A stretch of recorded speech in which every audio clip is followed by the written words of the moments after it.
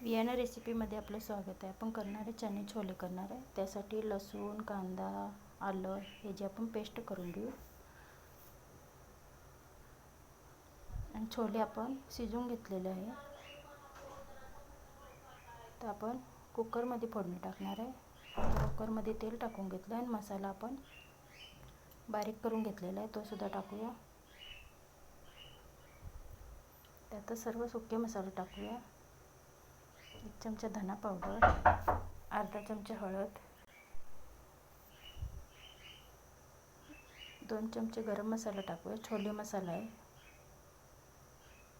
त्यातच 2-3 चमचे लाल तिखट टाकूया.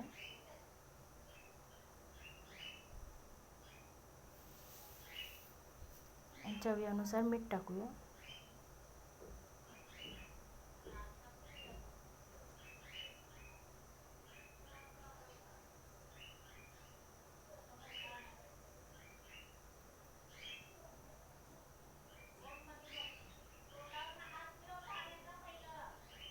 छानपैकी मसाला भाजून झाला आहे.